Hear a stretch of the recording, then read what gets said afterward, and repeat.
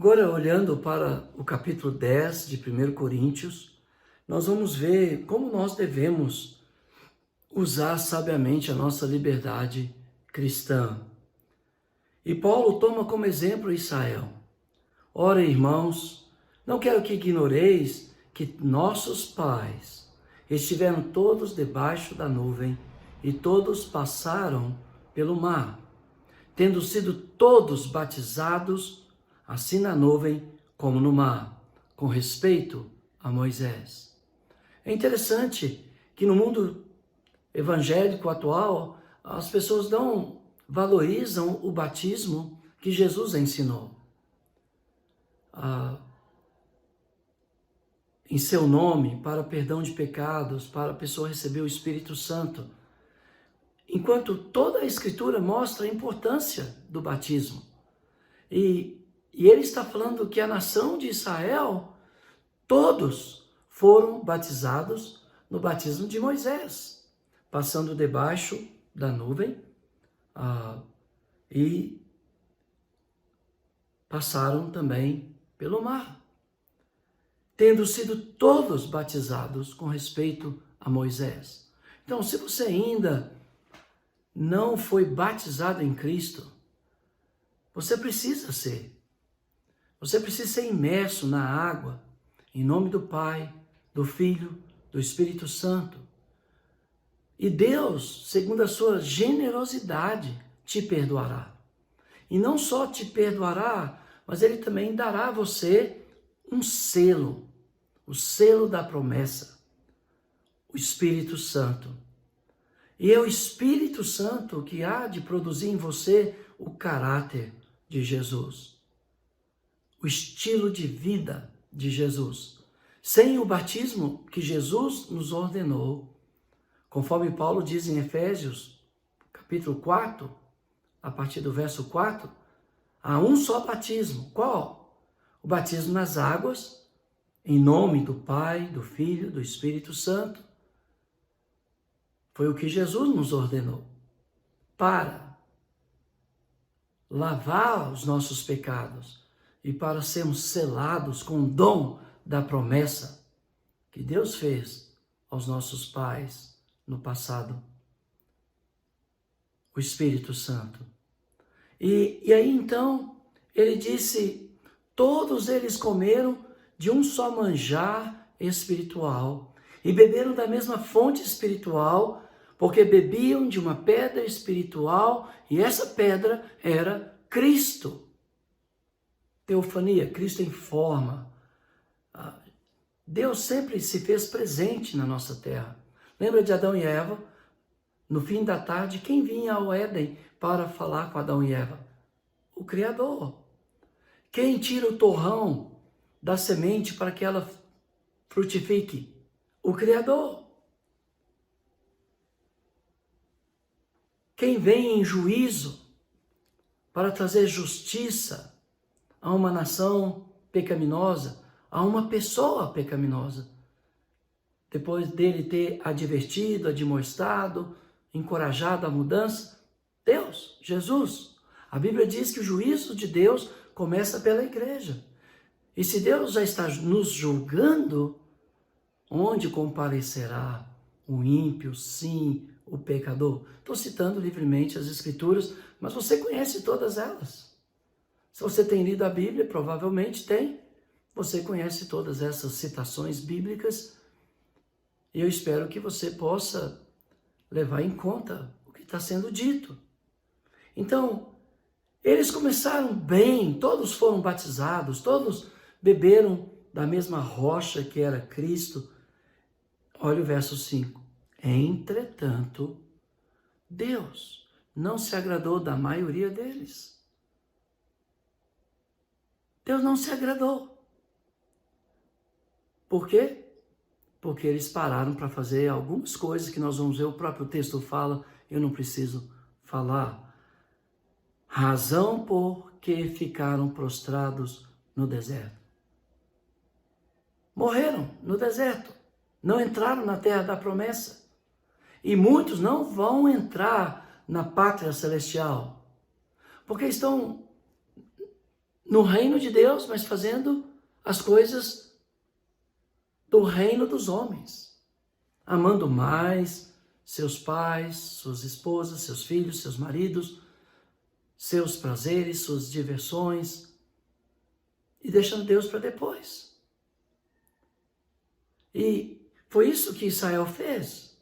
Olha para você ver o verso 6 de capítulo 10.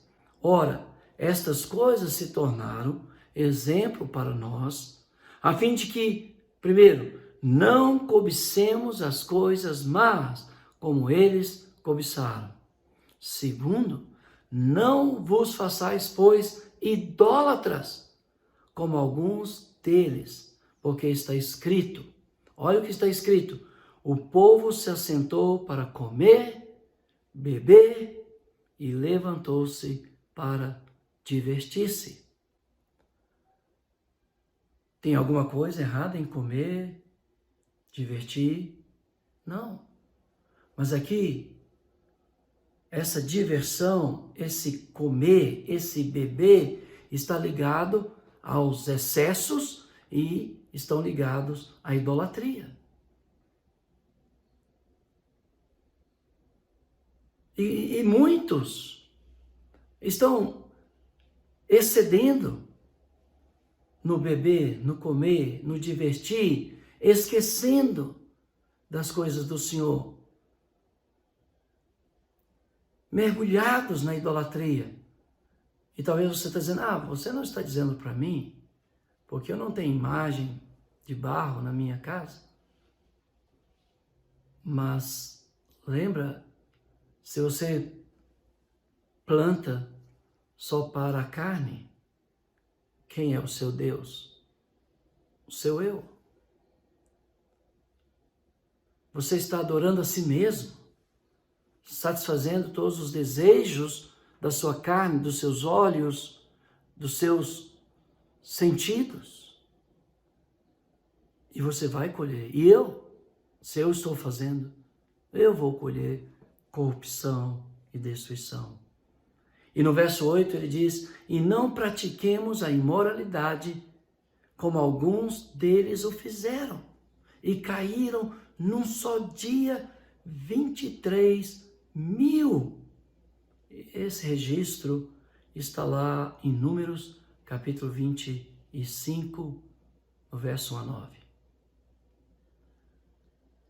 Uau! 23.000 pessoas. Lembra que Deus já veio e julgou o mundo antigo e salvou apenas Noé e a sua família. Ele veio e destruiu Sodoma e Gomorra. E os impérios mundiais, cadê a Babilônia, cadê a Média e a Pérsia, cadê a Grécia antiga, cadê os Césares e os seus imperadores, Roma e os seus imperadores, todos mortos. Quem visitou estas nações e estabeleceu o seu juízo sobre elas? Cristo, Deus.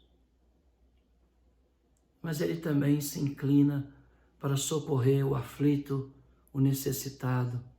Ele se inclina para ouvir a oração daquele que é contrito de coração e de alma. Continuando, ele disse, não ponhamos o Senhor à prova, como alguns deles fizeram e pereceram pelas mordeduras das serpentes. Então, quando foi que eles colocaram o Senhor Deus à prova? Se você for para as Escrituras do Velho Testamento, você vai chegar no texto que diz que eles questionaram a presença de Deus. Deus está no nosso meio? Foi isso que eles fizeram. Por causa da falta de água. Eles tentaram o Senhor. E por eles terem tentado ao Senhor, eles pereceram pela mordedura das serpentes. Isso está lá em Números 21. Abra a sua Bíblia, consulte as Escrituras, não vai aceitando tudo que as pessoas vão falando. Olha o que eles fizeram. Eles partiram, Números 21, verso 4. Então partiram do monte pelo caminho do Mar Vermelho, a rodear a terra de Edom. Porém o povo se tornou impaciente no caminho. E o povo falou contra Deus e contra Moisés. Por que nos fizeste subir do Egito para que morramos neste deserto, onde não há pão nem água? E a nossa alma tem fastio deste pão. Então o Senhor mandou entre o povo serpentes abrasadoras, e aí, se você continuar a leitura, você vai ver que morre 23.000. Foi quando Moisés, por mandato de Deus, construiu uma serpente de bronze, colocou numa haste, e todos aqueles que fossem picados pela serpente, ao olhar para a serpente, seria curado. Mais tarde, na época de Josias, rei de Israel, de Judá, precisamente de Jerusalém, na época dele o estado de Judá já estava arruinado pelas forças assírias, e só Jerusalém estava de pé, que seria arruinada pelos babilônios mais tarde. Ele vê que o povo está adorando a serpente que Moisés fundiu lá no deserto para que o povo olhasse e fosse curado. Então ele quebrou e colocou ela no fogo e a destruiu.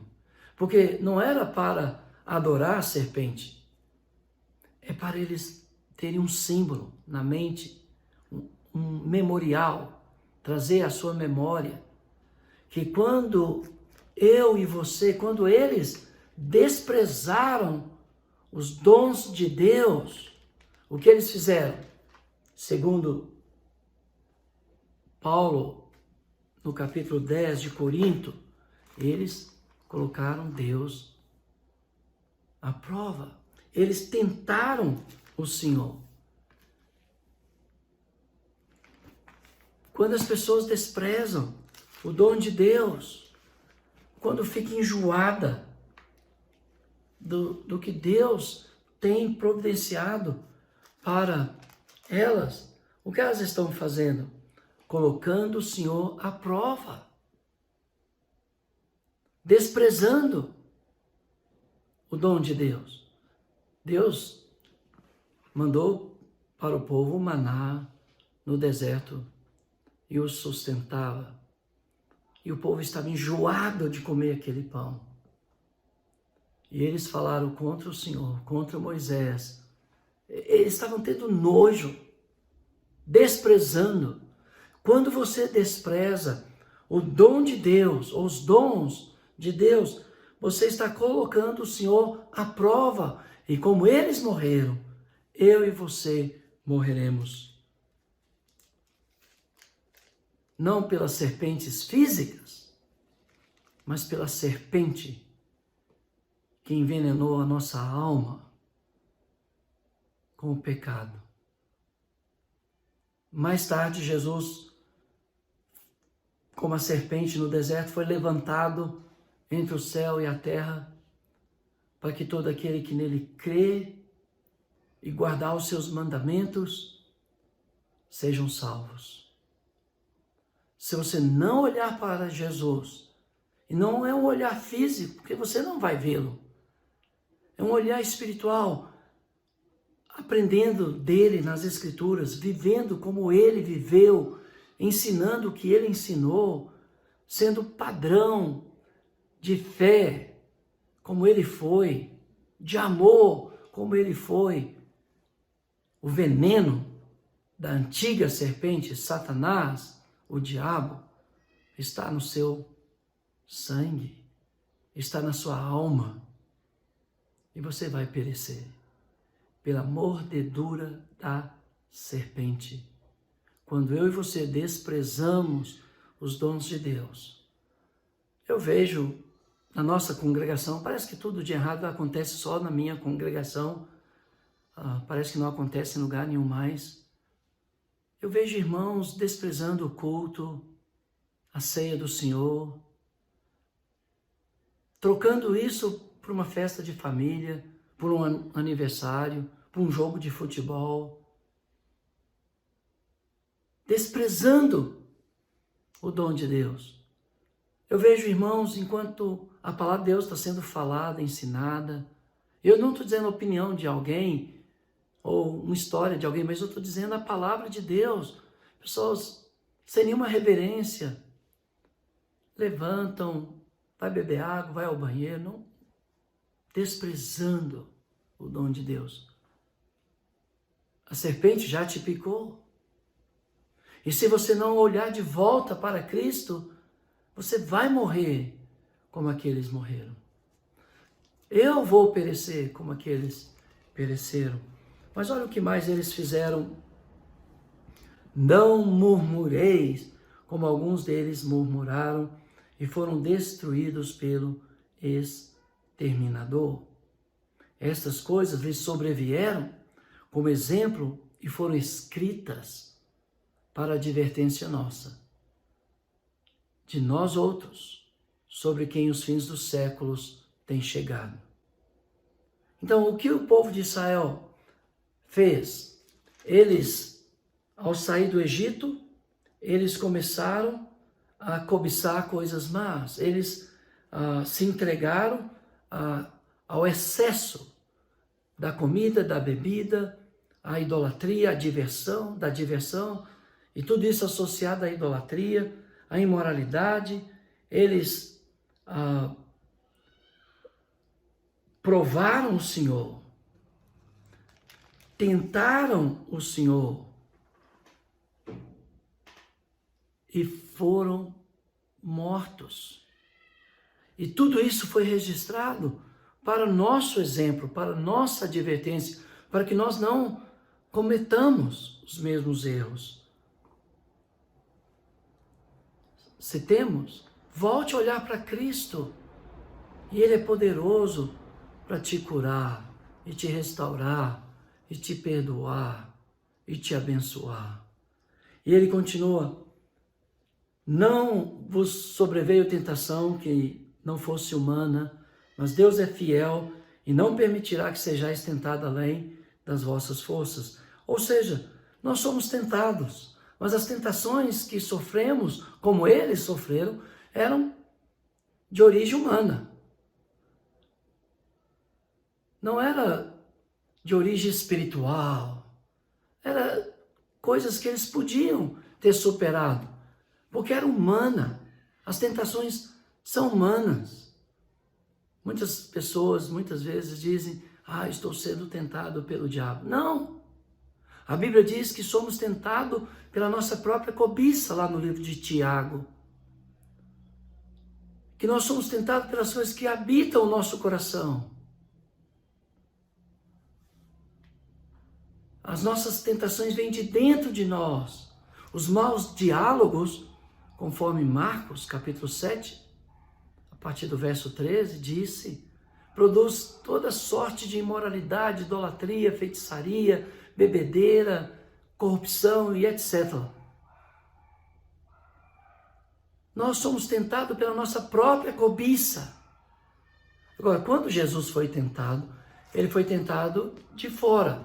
Satanás em pessoa o tentou. Porque o coração de Jesus não era como os nossos corações. Jesus não se entregava às más conversações que corrompem os bons costumes. Ele tinha um coração puro, um espírito humilde, manso e tranquilo. Ele era um pacificador. Ele sofria as agressões, as afrontas, as humilhações. Ele suportava. E ele entregava aquele que julga todas as coisas. Mas as nossas tentações não vêm do diabo. Vêm de dentro dos nossos corações ou das nossas más conversações, dos nossos maus diálogos. Está lá em Marcos capítulo 7. Inclusive a loucura. Em inclusive a loucura. Portanto, Paulo está dizendo que eles poderiam ter suportado, que nós podemos suportar. Primeiro, porque as tentações são humanas. Segundo, porque o Senhor nos dá o livramento. Quantas vezes o Senhor livrou o povo de Israel de si mesmo, dos seus inimigos? Centenas e milhares de vezes. Quantas vezes o Senhor tem me livrado? Centenas e milhares de vezes. Então eu posso vencer as tentações, porque são humanas e o Senhor me dá providência para que eu possa vencê-las. Aí no verso 14, como deve ser baseada a nossa liberdade, ela deve ser com responsabilidade. Paulo disse, portanto, meus amados irmãos, no verso 15, fugi da idolatria. Falo como a criteriosos, julgai vós mesmos o que digo. Está vendo? Paulo pedia para a igreja avaliar, medir, julgar os seus ensinamentos pelas Escrituras. Até essa ocasião, todo o Velho Testamento estava à disposição da igreja e algumas cartas já tinham sido escritas. Gálatas, 1 e 2 Tessalonicenses, que já estudamos, aquela pequena carta dos apóstolos de Jerusalém aos irmãos na região da Galácia e agora Corinto. Ou seja, julgue o que eu estou falando, se procede da verdade ou não. Infelizmente, essa geração de cristãos, de crentes, é uma geração preguiçosa. Não gosta de estudar as Escrituras, não gosta de analisar as Escrituras para ver se o que o pregador está pregando de fato é assim. Paulo pede. E aí ele disse, porventura o cálice da bênção que abençoamos não é a comunhão do sangue de Cristo? O pão que partimos não é a comunhão do corpo de Cristo? Sim, é. O cálice da bênção. Na Páscoa havia um cálice que era o da bênção. Quando as bênçãos eram recitadas sobre o Israel, sobre as famílias israelitas na Páscoa. E Jesus tomou esse cálice e o abençoou. E é o mesmo cálice que Paulo está falando, o cálice da bênção que abençoamos, ganhou um novo significado, o sangue de Cristo, que nos purifica de todo o pecado. O pão, o corpo de Cristo, que representa o seu corpo. Porque nós, embora muitos, somos unicamente um só pão. Considerai Israel na carne. Vamos pensar em Israel na carne.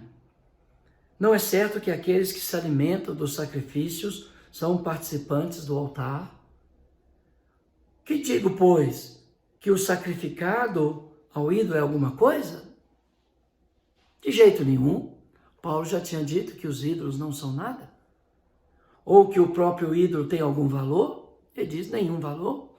Você pode pegar todos os ídolos de madeira e pôr no fogo e fazer uma bela feijoada e alimentar-se. E nenhum mal te acontecerá, a não ser que você comer com excesso a feijoada. O ídolo não é nada, não tem nenhum valor. Antes digo que as coisas que a eles sacrificam é a demônios, que as sacrificam e não a Deus. E eu não quero que vos torneis associados aos demônios. Quando você faz o mal, você agrada o diabo.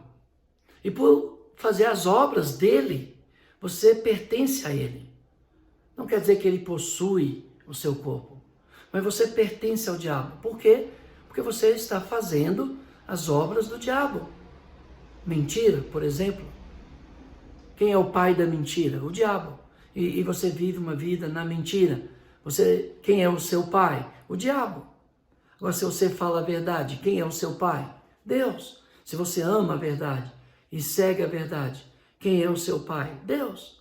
Não é que o diabo te possui ou que Deus te possui. Sim, ele nos concede o seu espírito, mas mesmo assim ele não viola a nossa livre escolha de fazer ou não fazer a sua vontade. Se você participa do cálice do Senhor e do pão, do corpo do Senhor, você participa de Cristo. Mas se você participa da idolatria, da imoralidade, da mentira, você participa do cálice dos demônios. Não podeis beber do cálice do Senhor e o cálice dos demônios. Não podeis ser participantes da mesa do Senhor e da mesa dos demônios. Ou provocaremos o zelo no Senhor. Porventura, acaso somos mais fortes do que o Senhor? Claro que não. E então Paulo encerra essa sessão sobre a liberdade cristã, dando o ensinamento, dando o seu exemplo, mostrando o Israel físico que abusou da sua liberdade e pereceram no deserto. Ele está dizendo, parece que alguns da igreja estavam dizendo a Paulo que todas as coisas eram lícitas. Paulo parece que pega essa frase da igreja e disse, como aqueles que diziam, todas as coisas são lícitas. Mas Paulo está dizendo, mas nem todas convêm. Todas são lícitas, mas nem todas edificam. Eu digo que para o cristão tudo é possível, tudo é válido, menos uma coisa, pecar.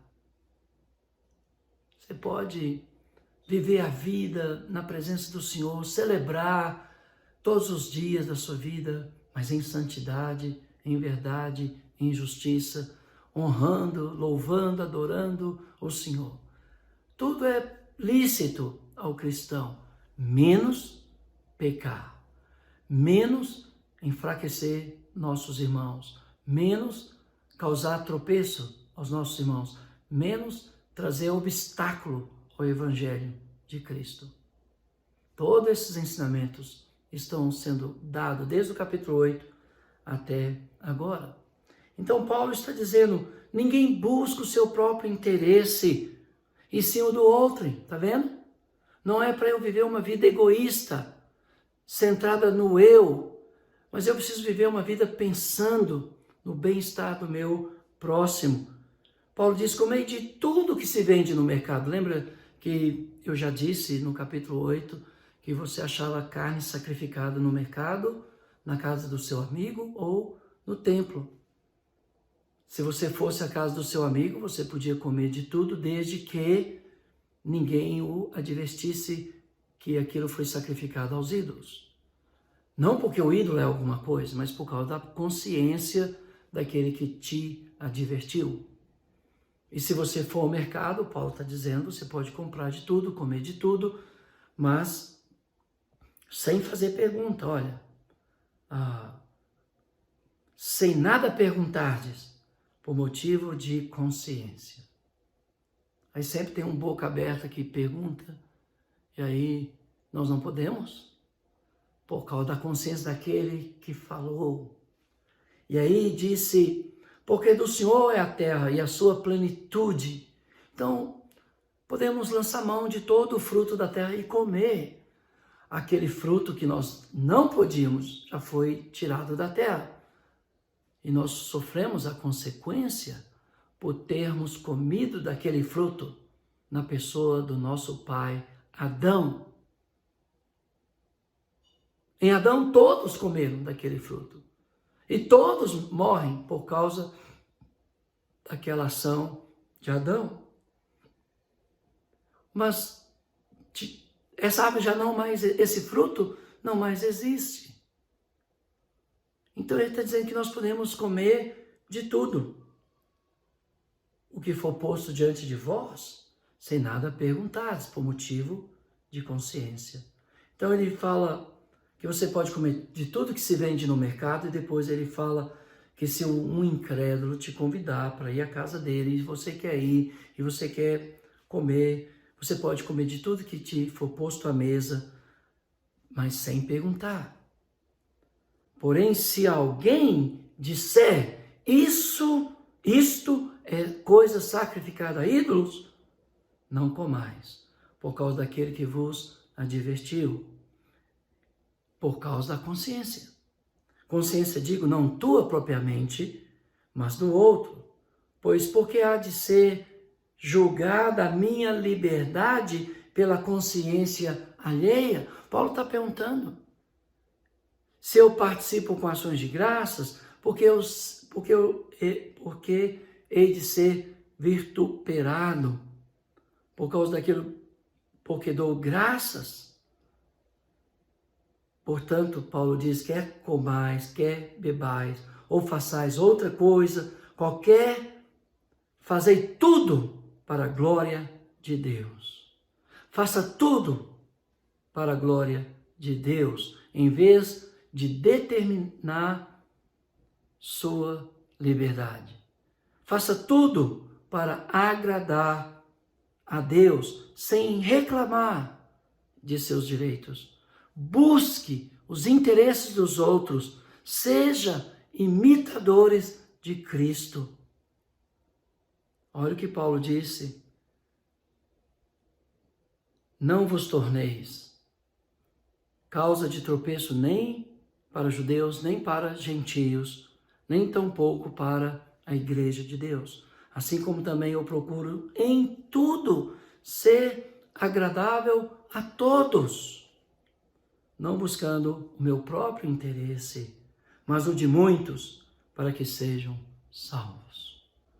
Paulo está dizendo, olha irmãos, eu não busco meus interesses, não luto pelos meus direitos, mas eu busco os interesses e o bem-estar dos outros. Qual o objetivo?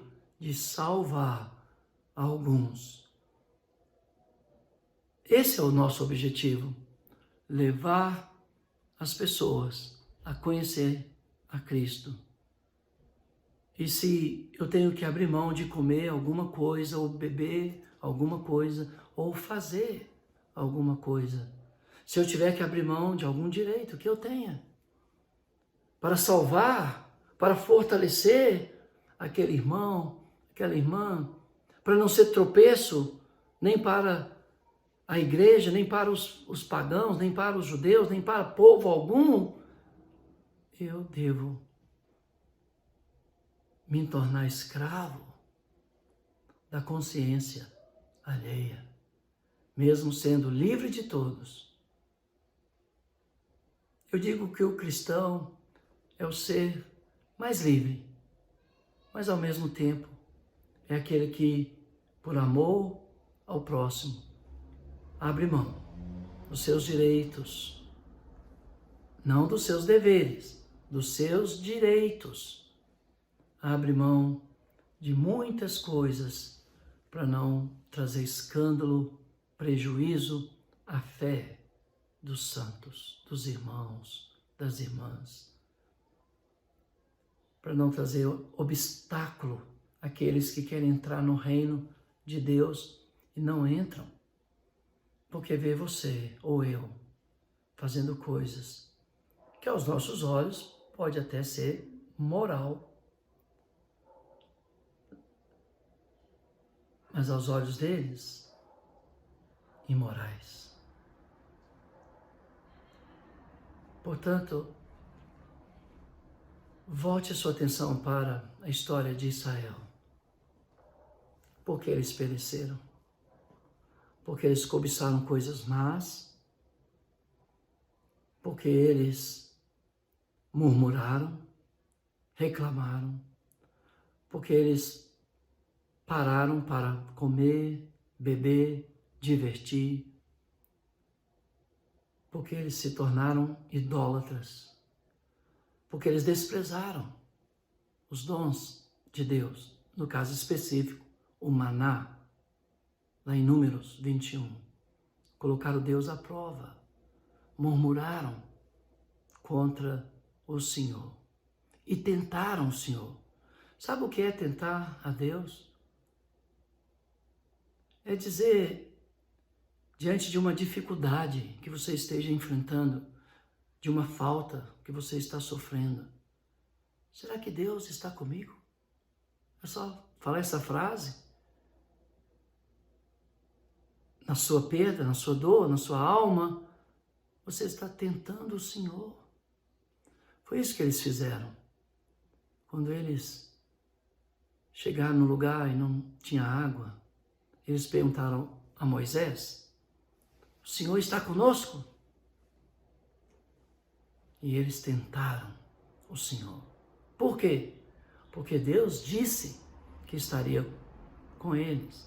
Quantas provas incontestáveis da presença de Deus sobre Israel antes da saída do Egito, protegendo eles de todas as pragas que Deus lançou sobre o Egito. Quando eles estavam fugindo de Faraó, a coluna de fogo que ia diante deles, a nuvem protegendo eles, a abertura do mar. Quantas provas Deus tem te dado da sua presença, do seu cuidado sobre você, sobre mim, sobre as nossas famílias. E aí chega uma situação crônica, difícil, complexa, complicada, de dor, de perda, de sofrimento. Quando você questiona a presença de Deus, você está fazendo como os israelitas, tentando o Senhor. Porque também o Senhor disse que está conosco. Você pode ver isso lá no livro de Êxodo, capítulo 21, se eu não estou enganado. Deixa eu confirmar para você e você pode olhar depois essa escritura, ou você pode pegar uma chave bíblica e olhar, tentando ao Senhor, tentar ao Senhor e achar o texto. Mas, para te adiantar, deixa eu te dar a passagem. Se 1 Coríntios, né, que nós estamos no capítulo 10, então provavelmente vai ser ok. Eu estou lendo o capítulo 11 aqui, por isso eu falo, porque eu não estou achando. Êxodo 7, perdão, Êxodo 17, versículo 7. Eu vou ler para confirmar que eu te dei o texto correto. Êxodo, deixa eu ver se é isso mesmo, 17, versículo 7.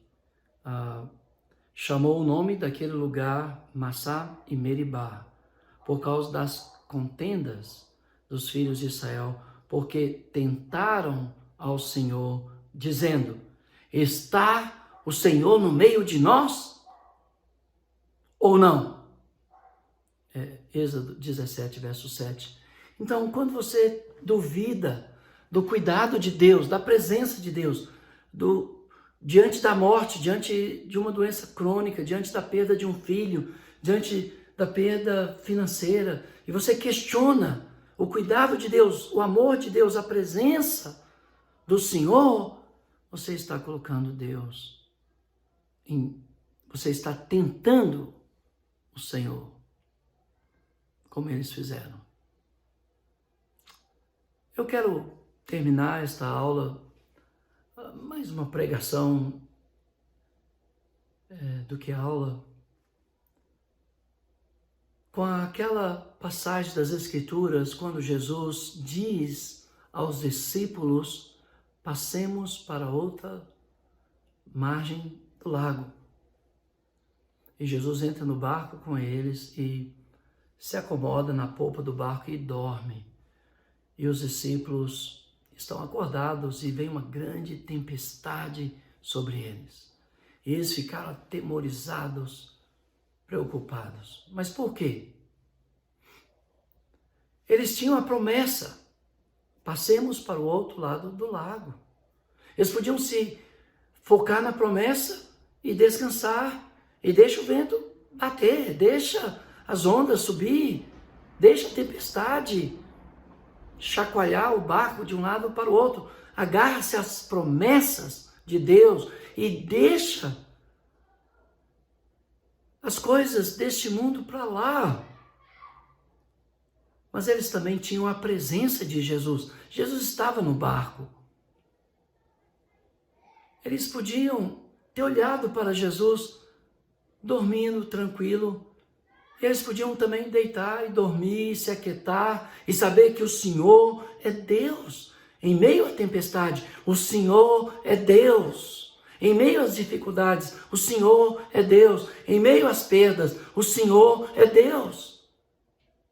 Mesmo quando ele dorme, o Senhor é Deus. Mas ele também tinha um barco. O barco não tinha afundado, irmãos. Já pensou nisso? O barco estava sendo jogado de um lado para o outro, mas eles tinham. E eles também tinham uns aos outros. Mateus era cobrador de impostos. Mas Pedro era especialista naquele mar. Quantas tempestades Pedro enfrentou naquele mar? Quantas horas lutando contra o vento? Ele tinha aposentado as redes pouco tempo para seguir Jesus. Então ele era muito experiente. E o Mateus podia olhar para Pedro e dizer: que bom, Pedro, que você está aqui e você pode nos ajudar a superar esta tempestade, porque você tem experiência. Irmãos, nós temos uns aos outros. E você não tem que lutar sozinho, desesperar. Lembre, Jesus nos prometeu levar salvo para o seu reino celestial. Jesus prometeu estar conosco. Jesus nos deu uns aos outros. E nós estamos no barco de Deus, porque nós lançamos nossa âncora no céu. E não importa as guerras, não importa as catástrofes, não importa as epidemias e pandemias, não importa a fome, a morte, o perigo, a nudez, o abandono, o desprezo. Não ponha o Senhor à prova. O Senhor está conosco. Ele está presente. Temos uns aos outros. Se agarre nas promessas de Deus. E se você der uma olhada para o lado, é possível ver nosso Senhor quieto, tranquilo, porque nada sai do seu controle. Foi Ele que trouxe ordem ao caos na criação. Foi Ele que trouxe luz às trevas na criação. Foi Ele que trouxe ordem na criação. E Ele pode trazer luz à sua escuridão, ordem à sua confusão, paz à sua alma. Mas pare de olhar para os acontecimentos dos nossos dias, pare de assistir televisão que só fala coisas ruins e negativas.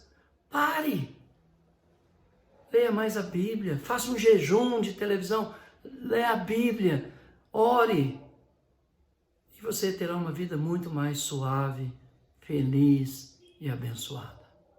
Até a próxima aula.